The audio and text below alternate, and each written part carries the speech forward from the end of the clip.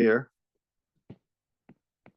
12, 15, 18, and so on. So 6 would work, 12 would work, 18 would work. And these are common multiples. I'm just looking at the smallest common multiple, and that is 6 here. Okay, so that should help you solve some of the homeworks. My last example, before you ask any question, do I have any questions so far about periodicity?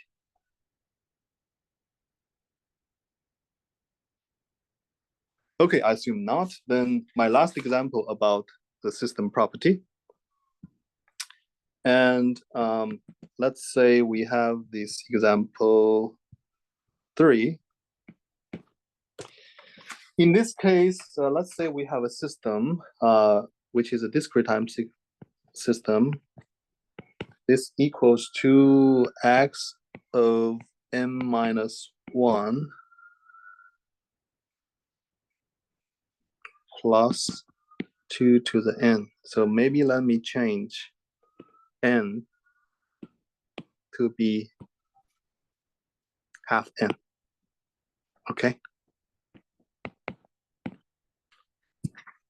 Okay, so let's ask whether the system is time invariant or not. Okay.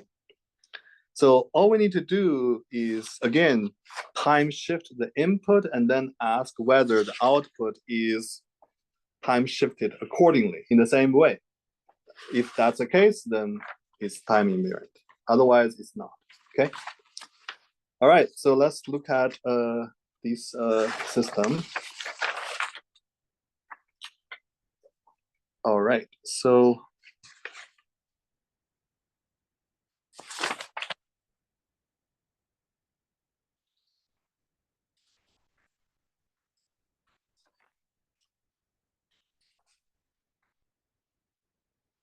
let's assume that, again, as we learned before, x of n result in y of n, and that y of n is x of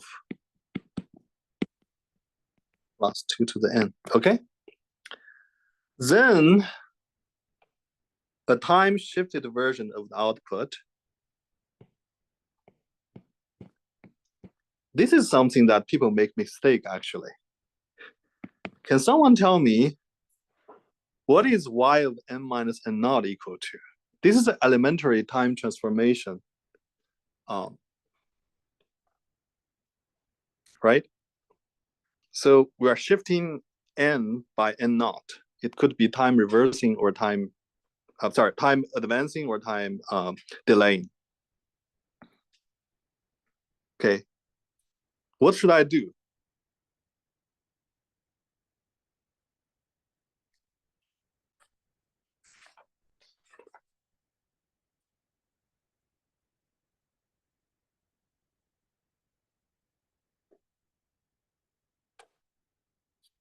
So again, the trick is that you are substituting m by m minus n naught. The new clock is off by n naught compared to the old clock. Okay, they are both n, that they are using the same notations, but they are different clocks.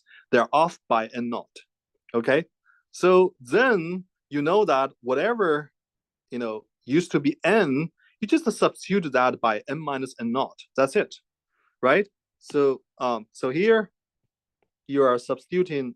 So this arrow is not input-output relationship, okay? So I don't want to confuse you. Look, maybe I should use a different color. Here I'm just doing, I'm substituting m by m minus n naught, right? Then on the right, what should I do? I do the same. I just substitute the m by m minus n naught. Wherever you see an n, you replace that by m minus n naught. That's it, isn't it? Okay, so what is this equal to then? I have x of m minus n naught divided by 2 minus 1 plus 2 to the m minus n naught. Okay, that's my time shifted original output. Okay, so that's one side of the equality I'm trying to check. Okay, now let's say I have a time shifted input. I time shift input. Okay, let's call it x prime. Okay, then its corresponding output is giving a notation of y prime, xy input output. Okay, so my question is y prime is the same as this, time shifted original output or not? If they are the same, the system is time invariant. Otherwise, it's not. Okay, so let's check.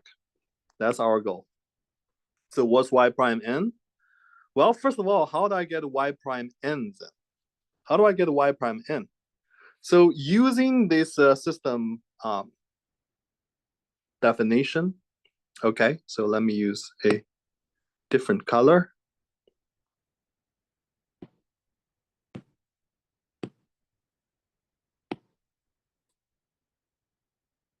Green.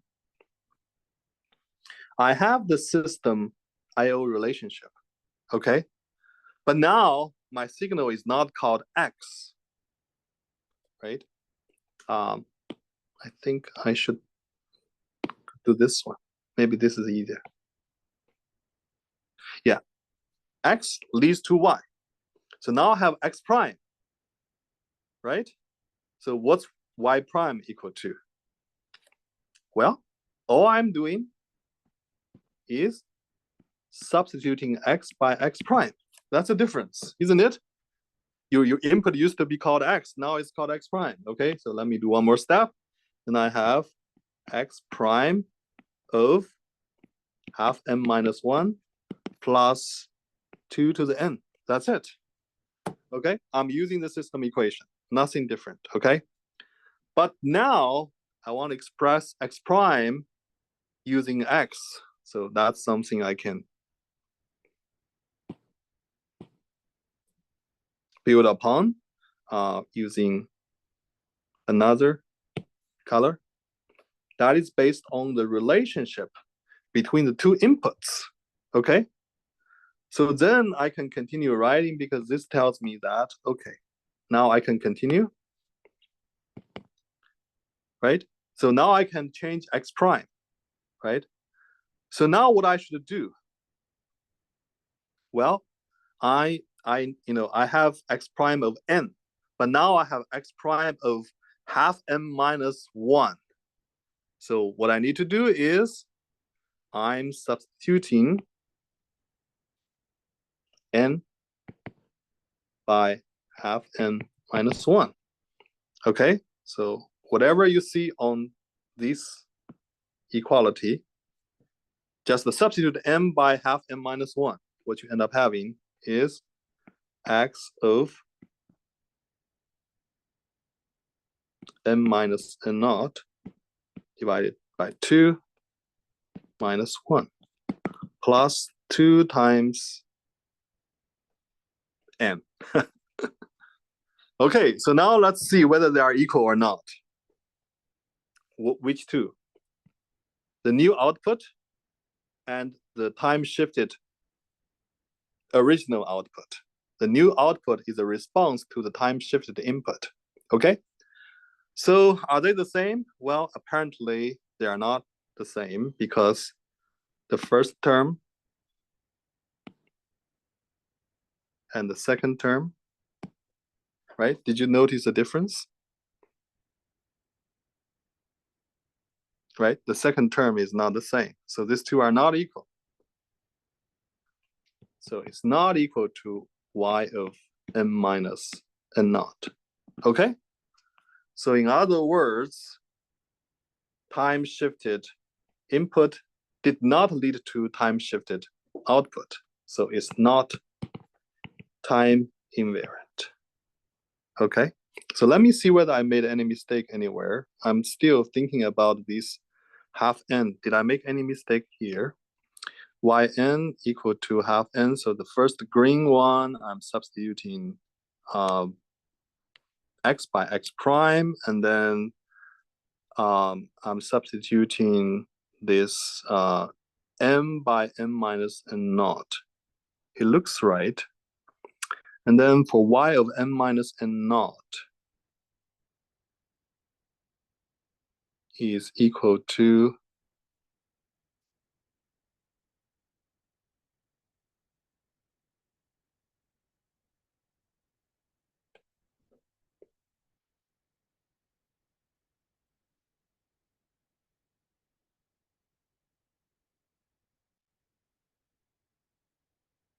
I think I made a mistake here.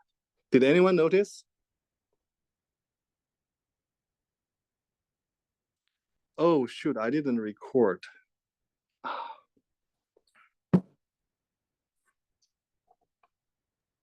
I think it's recording. No, it is not. It says recording for me, and I got a message that it was recording at the start of the meeting too. Could Oh, okay. It has you as host and co-host though, so Okay, perhaps. so wonderful. I thought it was paused. Okay, I made a mistake already. Someone noticed, and it's very good. Did someone see a mistake? Mistake is this step. X prime of half m minus 1.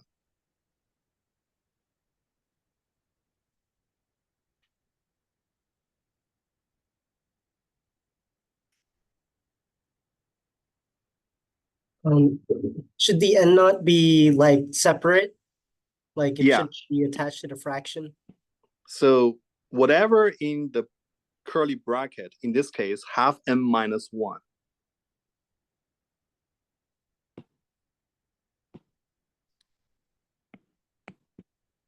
Is now shifted by n naught. Okay, are you comfortable? Right? Again, we changed this to be half m minus 1. So this is now half m minus 1 minus n naught, isn't it? So this term is not the same, and this term is not the same. Okay? So neither term is the same. So you got to be very careful about this one. I think this helps your homework 5A. Okay? So this brings me back to the one concept I said earlier. When your time is already reversed or scaled or both, then the time shift parameter would be actually changed accordingly as well. It won't be the same time shift parameter in the old clock anymore, because the new clock is running the opposite direction and it's in a different unit, so the time shift parameter will be different as well. So that's a difference. Okay, so you see clearly that even without the second term of 2 to the power of n, your time in this case is expansion. Your time expansion would still make the system no longer time invariant. Okay, so that's something, right? Very good. Just like Philip discovered as well. We're not substituting m by m minus n naught. I said that you're substituting m by half m minus 1. So, right, in this case, I have half m minus 1 now subtracted by n naught if I want to go from x prime to x. Okay, is everyone comfortable with that step? That is in red, half m minus 1 minus n naught. You will have to do the same for your problem 5A as well. Is there any question? Yes. Yeah. So it's like with anything that's in the brackets, like any changes, that's what, like you substitute n with it? Yes, that's right. So that's what I was writing here. Yeah, you are replacing m by half m minus 1, right? That's what I need, x prime of half m minus 1, whatever in the parentheses. Yes. And what makes that different with the blue? like with the blue where you instead of the n naught being separate, it's attached with the fraction. I'm also substituting n by n minus n naught, isn't it? I'm substituting yes. n by n minus n naught. So I'm following the same principle but manifested in different ways. Do you see that now? Yeah, okay. Yeah, so keep in mind that whatever in the parenthesis or bracket is a variable. When we substitute the variable, then the equation changes accordingly. Okay, so that's why I put these arrows and what variable substitute is involved there. So I hope that is clear. Yes. Okay. Yeah. Okay, wonderful. Now let's look at the last property, that is linearity. Okay, I saw that some people probably checked the two conditions, homogeneity and additivity. Okay, it's correct. Okay, but you don't have to. You can just check this single condition. Okay, that combines homogeneity, the ratio, and the additivity, the sum. Okay, you scale and add them together. Okay, so if you want to prove something is true in general, right, that has to hold for any input x, that has to hold for any time shift n naught. So that's what we proved. That if we want to prove that's the time invariant, it has to be the case for any x and any n naught. Okay, any input or any time shift. But if you want to prove it's not, you just need a special case that for a special x or a special n naught, the system is not time invariant, then there's no way that the system is time invariant in general. Okay. So so we can use the general approach first and look at the linearity. Okay. Okay, so again, we are assuming that we have a pair of input and output. Okay. And y2. I think it's n. Okay, apologize. Discrete time. Okay, x1 of n, and y1 of n, x2 of n, y2 of n. And by the equation that characterizes the system, I have x of half n minus 1 plus 2 to the n. I think I missed the 1 here. And then x2 of half n minus 1 plus 2 to the n. Okay? And then I can tell that, well, a linearly combined output, a y1, that's one side of the equation, equality, right? I'm trying to check. Okay? So that would be equal to ax1 plus ax2, right? So I can merge them together. I have ax1 plus ax2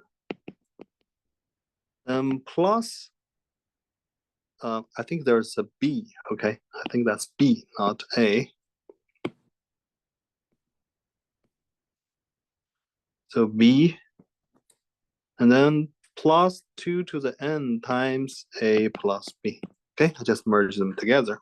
Okay, so that's one side of the equality I'm trying to check. That's the linearly combined original output. Now let me linearly combine the input. Let me use x prime of n equal to a times x1, so scaled, and plus b times x2 added. Okay? And its output, let's denote it by y prime. This is just a simply xy pair notation. I'm not doing anything, math. I'm not doing anything derivation, okay? So my question is, are these equal to each other?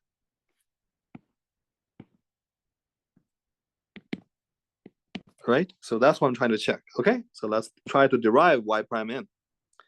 So first of all, what y prime n equals to, based on the equation that is here, okay?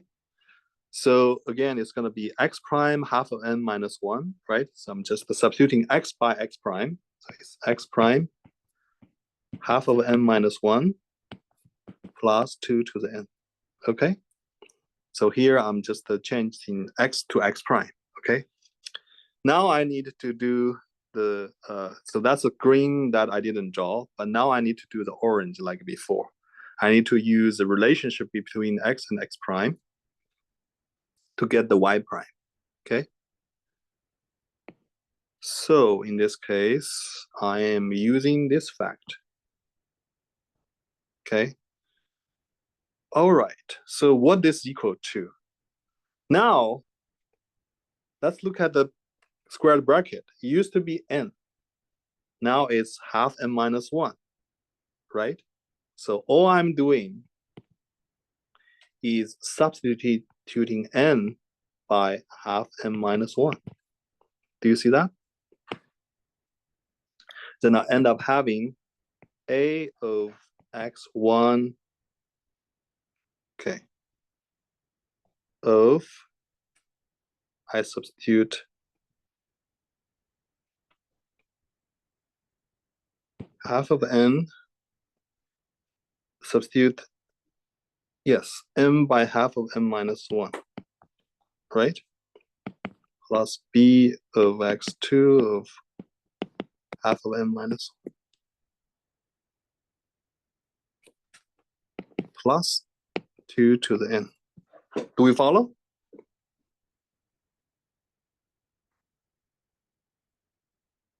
Now let's compare this two.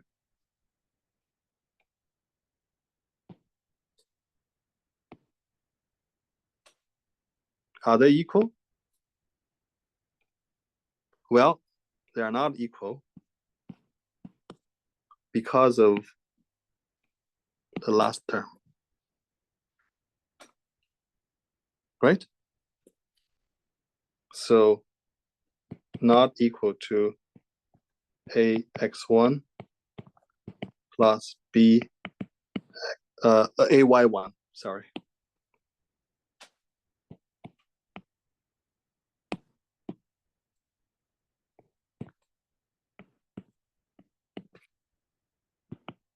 So it's not linear.